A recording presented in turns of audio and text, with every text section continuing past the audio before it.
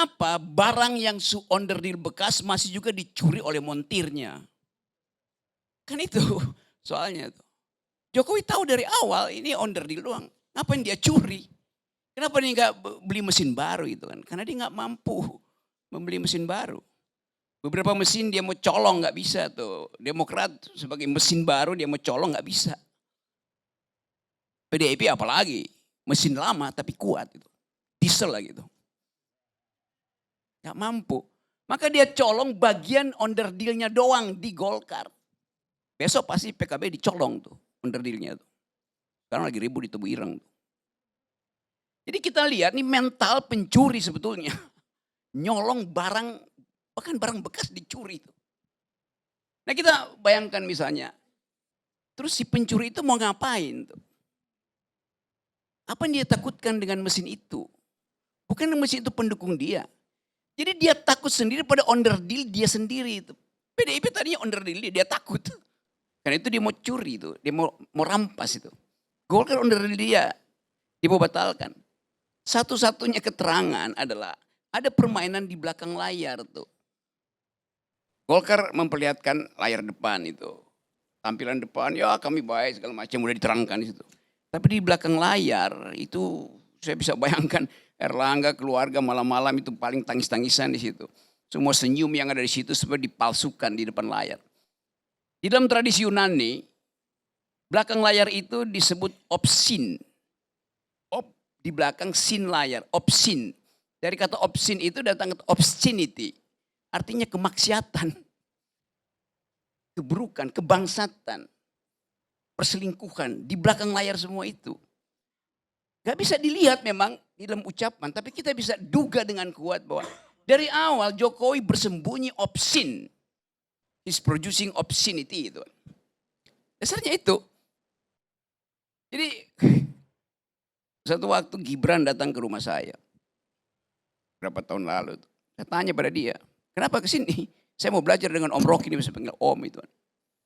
Kenapa mau belajar di sini? Sekarang saya buka cerita itu. Saya sebetulnya ada di PDIP hari ini, kata Gibran. Tapi saya malas dengan kuliah-kuliah di PDIP itu. Coba bayangin. Cerita, saya buka cerita. Saya bilang, kamu mau jadi politisi itu? Enggak, saya mau jadi anak muda ada. Kalau you mau jadi dari awal itu, kelihatannya kamu mau jadi berminat jadi gubernur DKI. Panggil wartawan, saya bela kamu di sini. Tapi ucapkan, oh enggak Om, saya mau jadi anak muda biasa aja tuh, mau berbisnis tuh. Kasih kritik saya kasih kritik pada dia. Jadi kecenderungan itu saya baca dari awal tuh bahwa oke, buah jatuh tidak jauh dari pohonnya. Saya dapat kesimpulan itu. Jadi dari awal saya udah nggak percaya sebetulnya langkah-langkah Jokowi itu, dan itu artinya di kita bukan sekedar Golkarnya yang jadi soal, tapi sistem politik kita secara keseluruhan. Tugas Presiden Jokowi adalah melakukan pendidikan politik pada bangsa ini. Merusak PDIP, apa itu pendidikan politik? Mengacak-acak Golkar dari obscenity itu dari belakang layar, apa itu pendidikan politik? Itu soalnya. Bukan saya mau bela Golkar, nggak ada urusan saya dengan Golkar. Bahkan satu waktu di forum Golkar saya bilang, Pak Erlangga di depan saya bilang, Pak Erlangga Anda akan diamputasi oleh Pak Jokowi itu. 3-4 bulan lalu itu ada viral di situ. Erlangga keluar. Ya kenapa Anda keluar? Ya saya minta izin keluar. Ya mungkin dia nggak mendengar itu. Tapi kemudian terjadi sekarang benar-benar diamputasi itu. Onderdil yang paling primer di dalam mesin Golkar itu diamputasi. Karena kita mau coba duga. Setelah itu mau diapain tuh partai itu? Apakah cuma demi itu? Pasti tidak. Karena algoritma kekuasaan Jokowi ada sampai 2029, sampai 2000 segala macam itu. Bahkan mungkin sampai 2045. Dia harus pastikan bahwa istana IKN itu akan jadi kemewahan dia. Kalau bukan dia Gibran, kalau bukan dia Kaisang, kalau bukan dia Etes, kalau bukan harus. Sempurna kita baca dalil itu pada cara berpikir Pak Jokowi. Gak ada cara lain untuk nerangin itu. Kenapa Golkar? Ya Golkar partai kuat. Golkar bisa bersekutu dengan PDIP untuk memulai upaya pemaksulan bisa di DPR. Segala macam hak interpelasi segala macam bisa dipakai di situ kan. Jadi Jokowi mengerti bahwa dia tidak aman dengan onderdil dan mesin-mesin. Maka onderdilnya dia preteli kan. Jadi sebetulnya ada kecemburuan pada Pak Jokowi itu. Dia lihat mantan presiden punya partai semua tuh. SBY punya partai, maka masih mampu untuk mengendalikan putih. Ibu Mega punya partai segala. Dia nggak punya partai. Jadi semacam rasa rendah diri yang kemudian berubah menjadi keangkuhan. Yang dia rusak bukan Golkar, yang dia rusak adalah demokrasi kita itu. Bahwa Golkar memang benar, Kang Sobari iya dia cuma peran. Iya tapi dia sudah hidup di situ terengah-engah tuh, terseok-seok. Harusnya Jokowi katakan perkuat Golkar bukan rusak. Gitu. Itu pelajaran di kita. Jadi kita mau ucapkan ini sebagai kritik mendasar. Bahwa Jokowi sedang merusak demokrasi, itu poinnya tuh. Partai-partai punya persoalan dengan pidana atau video-video tertentu yang akan dipakai buat nomor. Ya itu soal pribadi mereka tuh. Melanggar hukum pidana, iya. Tapi Jokowi melanggar etika politik, melanggar konstitusi. Kan ini the maxim of all crime. Itu melanggar konstitusi. Jadi kita mesti fokus kembali pada Jokowi sedang merusak demokrasi. Itu dasarnya tuh. Nih depan saya ada karpet nih. Semua orang menganggap kalau dia berdiri di atas karpet itu artinya dia berdiri di surga. Karena karpet itu semacam metafisik, metafor dari surga yang lembut injak-injaknya. Tapi kenapa mesti didekorasi? Ya supaya terlihat betul-betul indah. Tapi ada slang di orang Amerika bilang, called on the carpet. Diminta datang ke karpet artinya akan dihukum itu. Metafor begitu. Erlangga diminta ke istana berdiri di atas karpet artinya akan dihukum. Caimin akan diminta datang ke istana di atas karpet artinya akan dihukum. Jadi sebetulnya kalau kita mau lihat secara sublim aja itu betul. Metafisika Jawanya itu muncul. Yaitu kebengisan itu. Yang disembunyikan.